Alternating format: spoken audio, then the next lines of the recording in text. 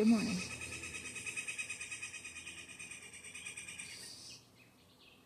Good morning. I put the camera on Kitty, so I'm going to pick up a little bit. Last night was Saturday night. Today's Memorial Day.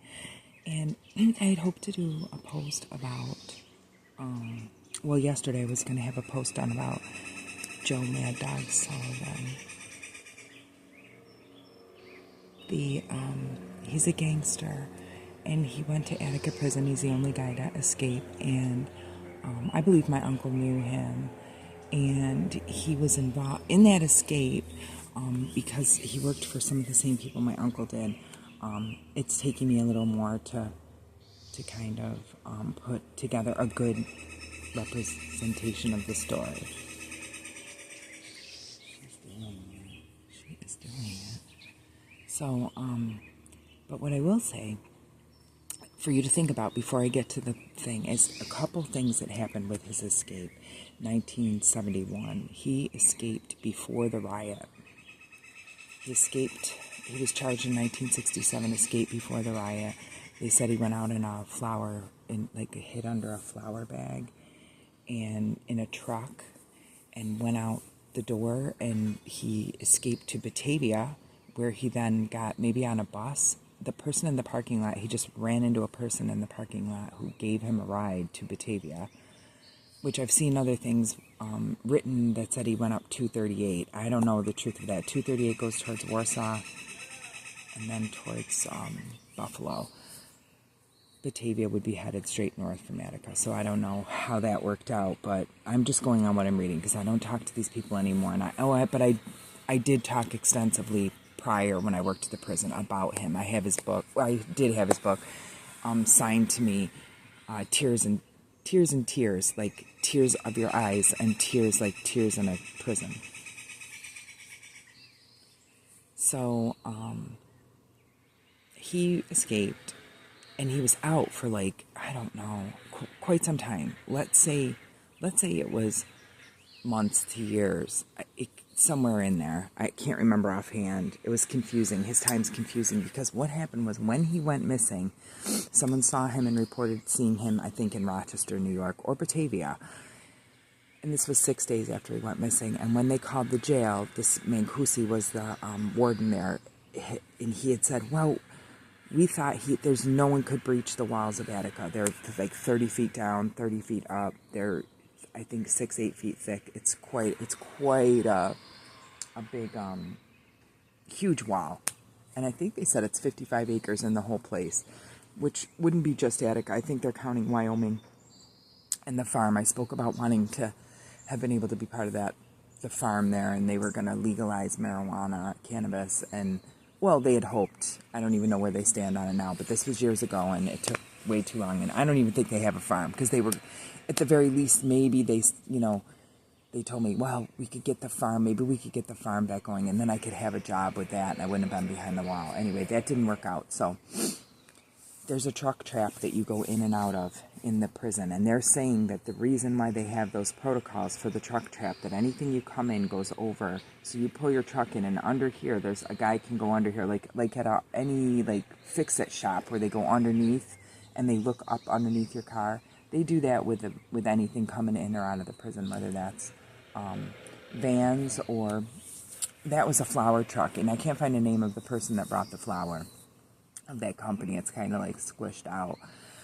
I imagine they washed it in the wash. And so anyway, it seems to me like that guy got out, Mad Dog Sullivan, did some work for the mob, and then got caught again. He got caught again when he came back to Rochester, though, and this is when he was working for Tommy Torpy and Tommy Taylor, and they were kind of going with the C team because the A team, Sammy G. Ginello, I think he had gone to prison, but there was a power vacuum. Valenti was coming from, I think, Pittsburgh, and he wanted to take over the Rochester mob.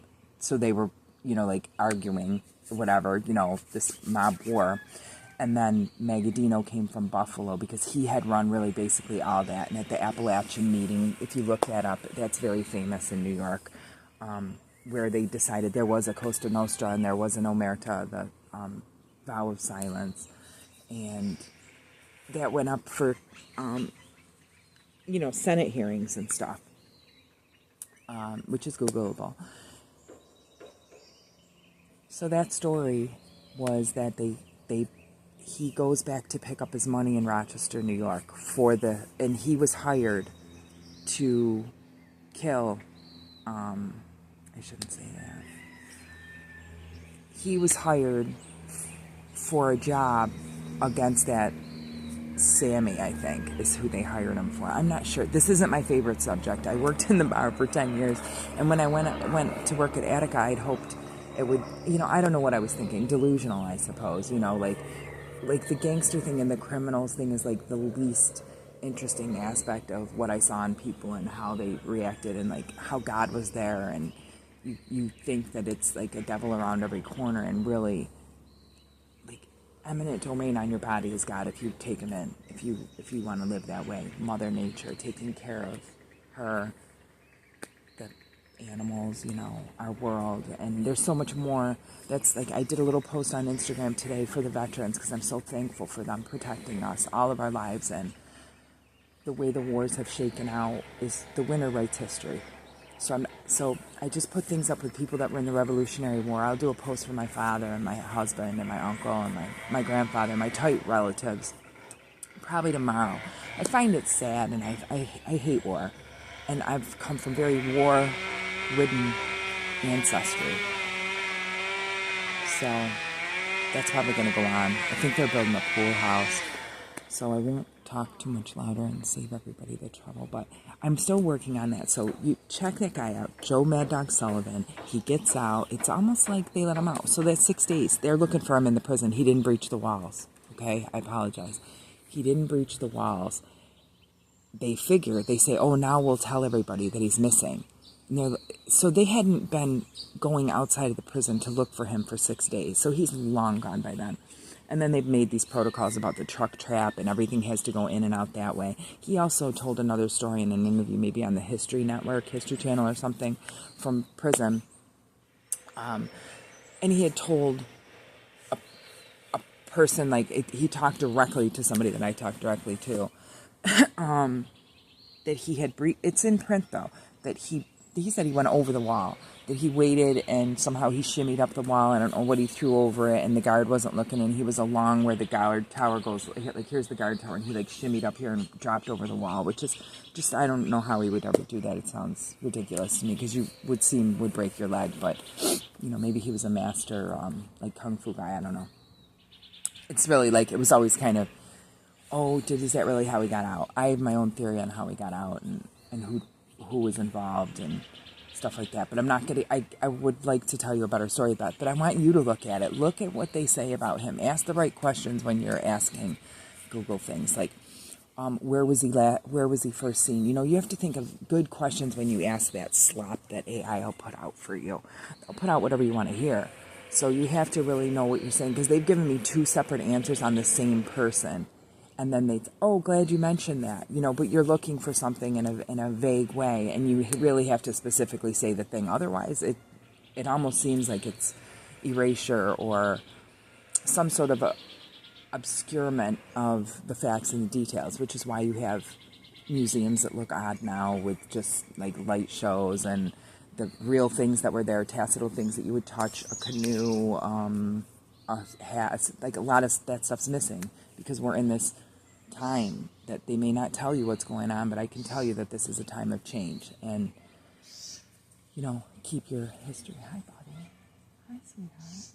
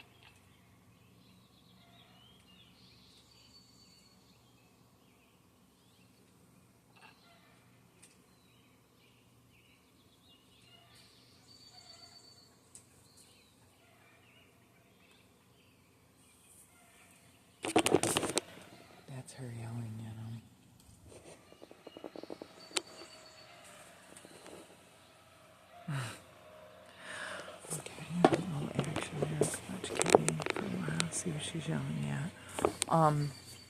So I think it would be good to, check that out on your own. It's not the most interesting stuff, but I will go back to, a lot of it is really cool. Like some of the stuff that I learned at the bar was really cool. I didn't really talk about like Nicky Spatacino. I talked about him like Nicky Spats last night, that he taught me a lot of stuff, and I didn't give him like nearly the credit. I mean, I didn't know how to bartend. He taught me how to make muddled old fashions and the right way to do a rim of glass, and the barware that you used for certain things. You don't use a highball glass for a Manhattan, and you don't use a rocks glass for an up martini, and just a lot of things like really. And Trigger taught me a lot of just Italian food and drink, and what foods went with what wine, and that rosé was the slop off the floor that got messed up. That was just the white and the red that they mixed up and threw it out the door.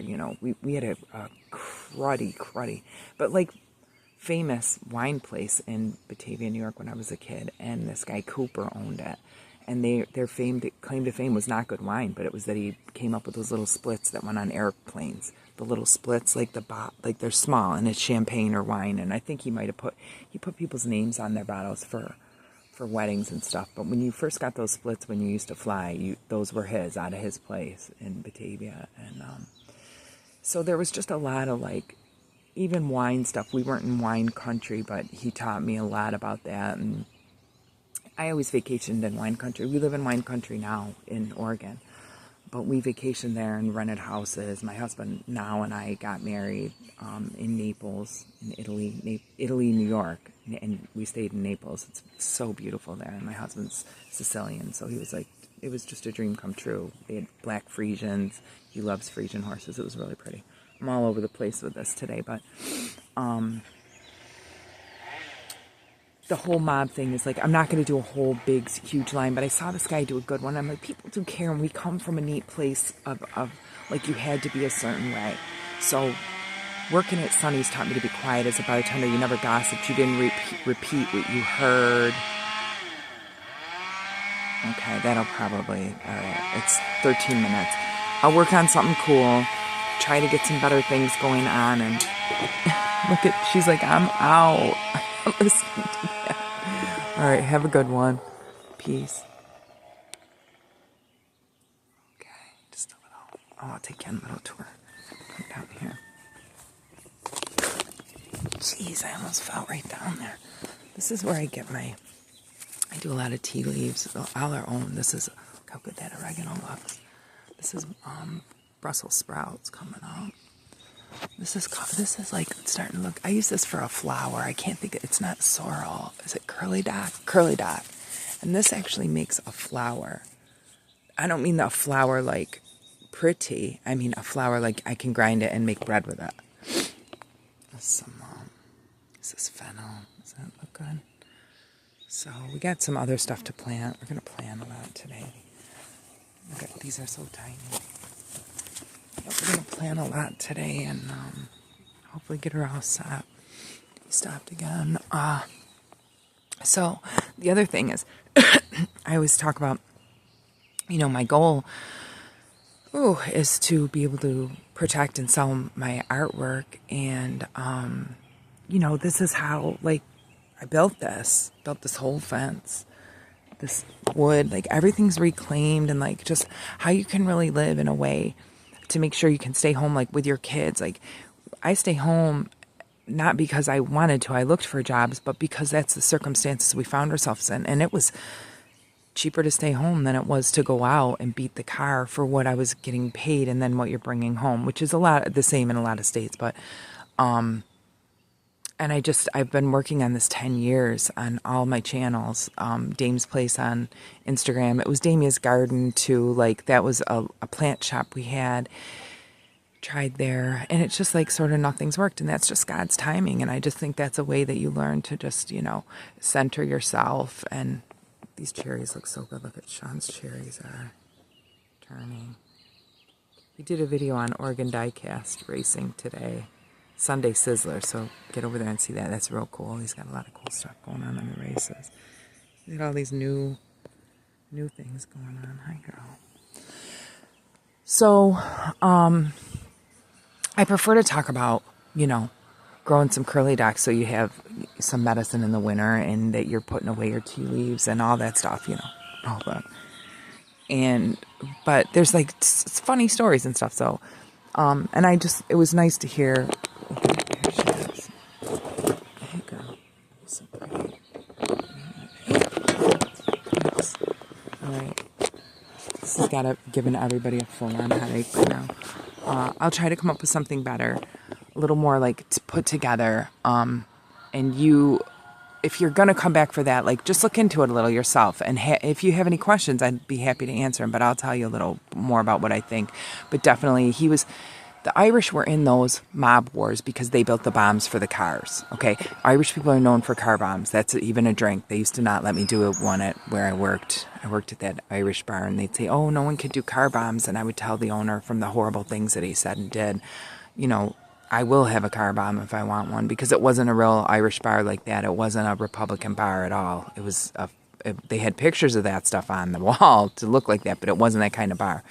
It was the opposite. So, that's a shitty shot they make to make you get like screwy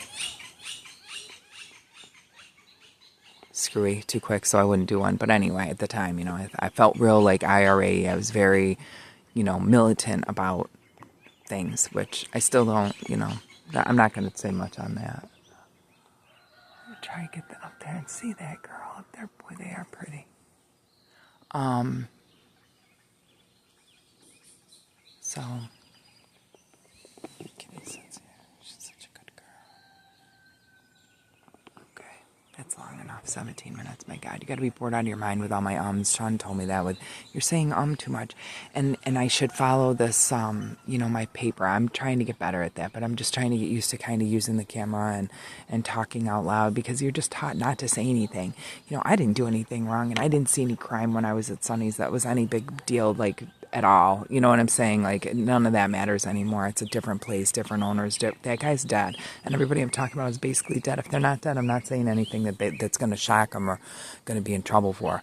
So I think I was just so scared that you could never say anything and stuff like that I didn't really want to say too much. I would comment on things, and I tried to call for help from like official ways, but there was nothing coming. So telling the stories isn't going to be, I don't know anything that's going to really change anybody's life. You need to be looking at what's going around in your backyard and what your life is like, what your city looks like, what they're doing, and what you have ready in case things go to the left.